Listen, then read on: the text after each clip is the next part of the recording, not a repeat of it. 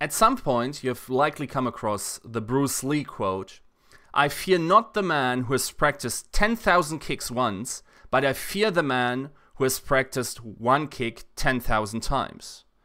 Now, this is obviously sort of an appeal to perfectionism, and that the guy who practiced this one thing becomes almost an indomitable force. But in Overwatch, there is one component that is crucial, and it is that almost the physics of the situation, or the shape of reality, switches every once in a while in the way of patches. So rules of reality have to be rewritten in that universe, while for Bruce Lee, obviously nothing about physics changed, or humans didn't grow 2 new legs, making certain kicks very inopportune to do, or whatever. So his approach sort of seems to gain or work only in a world where everything is rigid and sort of figured out, in a sense, right?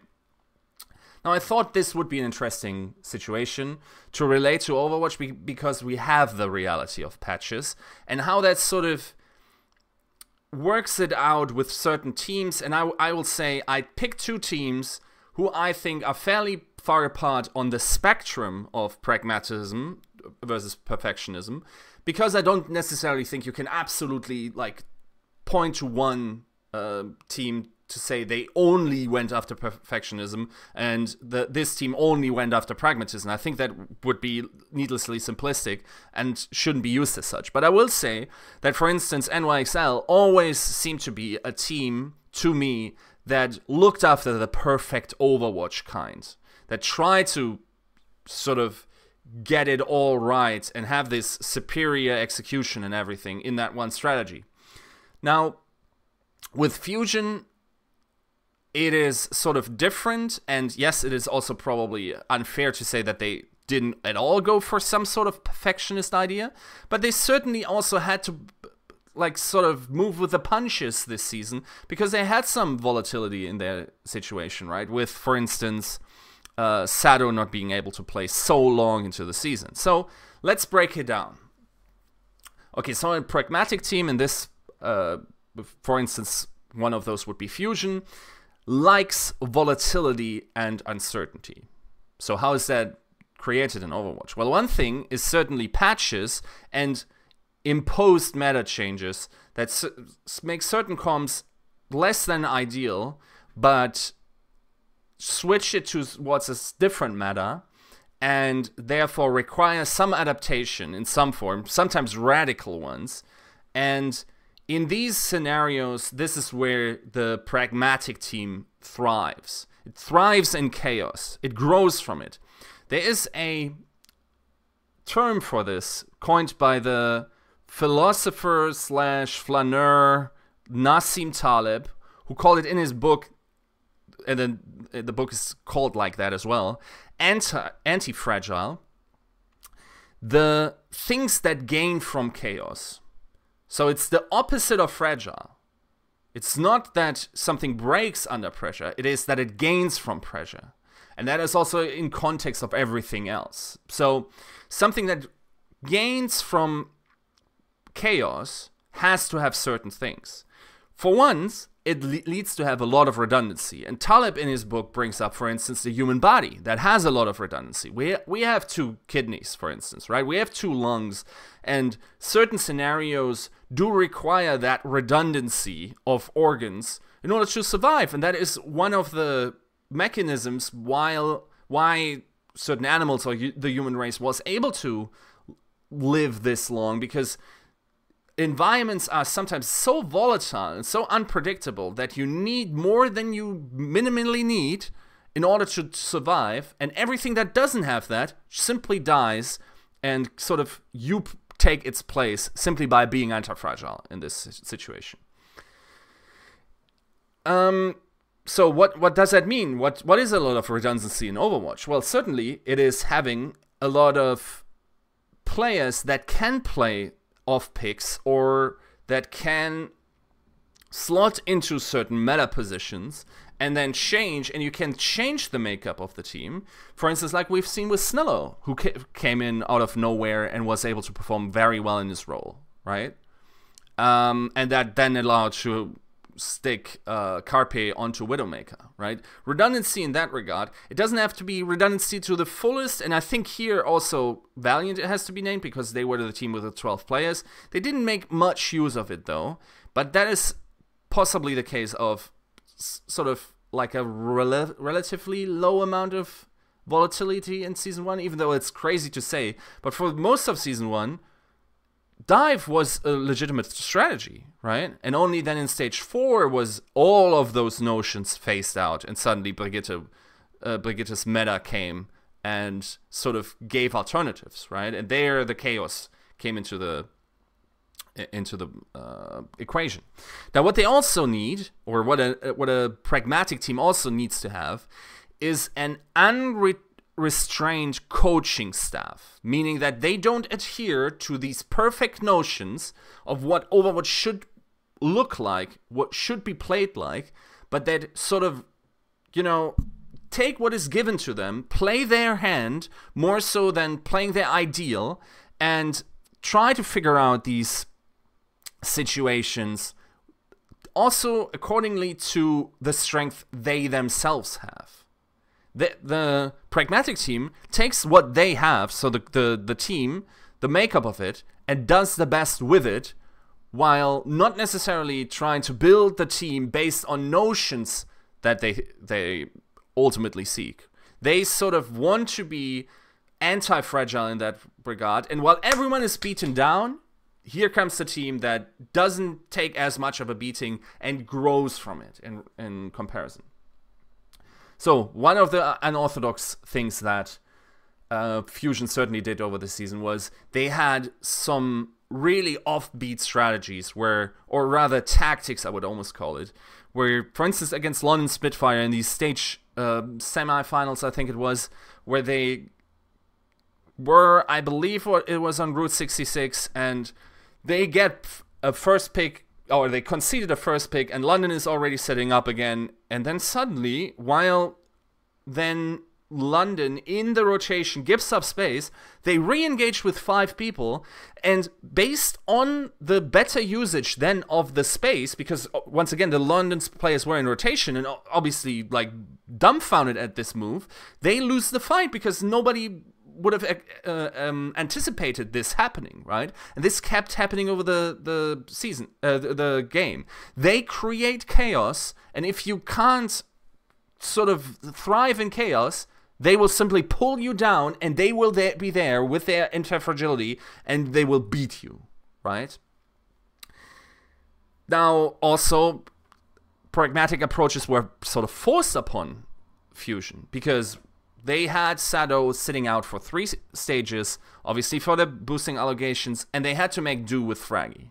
Now, the paradigm around Fraggy beforehand was always that he was sort of the tank that forced a playstyle on his team. And while that may have been initially true, and we also only saw Fraggy on Reinhardt previously, or at least his Winston's performances didn't really convince us, he sort of was molded over the season sort of to be really a serviceable tank, even in the later stages, when stage 3, for instance, where it was still very... It was sort of strange, but to people that had seen Fraggy perform in Europe, this was unthinkable to have him in this situation. They sort of did the best they could with the teams they had, with the team they had, and sort of made it work, and they were rewarded with a 2nd place in the finals, of course, right? Now, it would be lazy if you were to now simply proclaim the victory or the sort of dominance of pragmatism over perfection simply because the Fusion made it to the finals, right? Because if we're being honest, if we were to compare the performance of the NYXL, for instance, to the Fusion over the season, yes, you can say only playoffs matter, but at the same time, I think it's disingenuous to do as such, and I think at the very least, NYXL had an as impressive season as the Fusion had, if not more so because they were the dominant team for the longest period of time, right? Then again, that is sort of like a way, like, do you think only playoffs count? Do you not do you absolutely discount the regular season? Whatever. I personally can't simply say, okay, perfectionism lost here. Okay, so let's go to perfectionism, and I will make a little caveat for NYXL. I think, for instance, Pine was sort of an unrestrained, wild aspect of NYXL over the season that didn't really absolutely fit into perfect Overwatch, but that sort of had the pragmatic approach, right? Now, with the rest of it, what does the perfect Overwatch team, so the team that tries to play perfect Overwatch, what do they like? They like consistency in metas. They like it to be like half a year, complete, no meta changes. They want to have the high skill ceiling in these comps that are played, for instance, Dive. Certainly, they appreciate the nuance in it. They want it to be as rigid as possible, so they can, through incremental changes, through small changes, get ahead of their opponents. They don't want paradigm shifts. They want to sort of hone their craft to arrive here, and then it's very hard to get them away from it unless a patch obviously happens. And they sort of then more follow the Bruce Lee approach with, in NYXL's case, I would argue it was Dive with Widow. And most of their comps were Widow Dive comps over the season, right? So, what does a perfect Overwatch team have? Well, it has certainly accuracy. So it has players that are extremely high skilled in their particular roles, that know exactly what to do within that rigid system, what to do in that meta. They have an appreciation of the nuance. They know where to eke out these little percentages. They are not increasing huge bounds like in new fields. They go up just a little bit, and at some point you can't even see them anymore, can you? They're just on top of the mountain. They kept climbing. They kept honing their craft. There's nothing cutting the top off because, once again, the prerequisite is that there's a certain rigidity. The playing field doesn't get leveled, hopefully for them, by a patch. And that is where they thrive, right? What it also has is a vision for the end goal. So a coach, for instance, like supposedly Wizard Young was, has a vision of what perfect Overwatch looks like, and then finds out about it every once in a while, a little bit more, tries to go through all avenues, looks at the statistics, looks at the ITIS, looks at the social components of his team, and tries to get these small little percentages.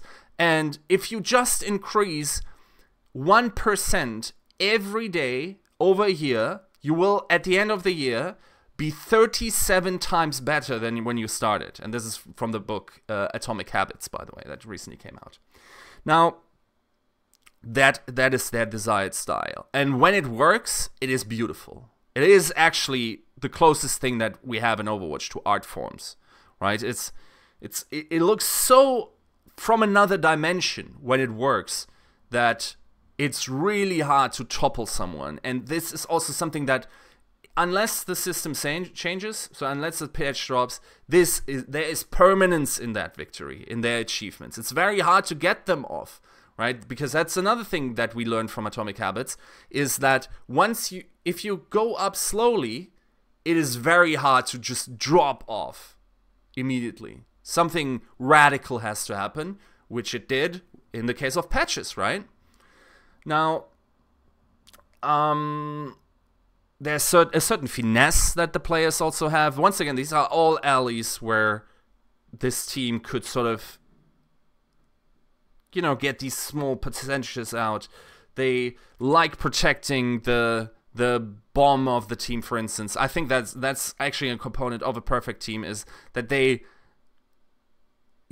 have a little bit of an adaptation towards their strength, but at the same time, I think if you ask someone from NYXL if what they were trying to do was perfect Overwatch, or if it was just they were given Jonak, and Jonak was so good that they had to create the strategy around it, I'm not sure. I think it was actually the other way around. It was, we have a vision for Overwatch, what it looks like, this guy does what we want to do. And that's also true for Mako, that's certainly true for Mano.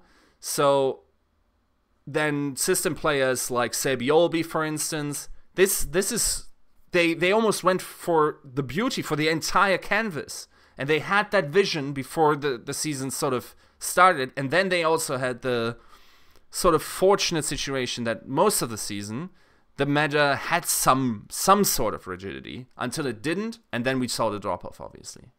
I hope I've sort of made the point of perfect Overwatch against pragmatic Overwatch, and thanks for watching.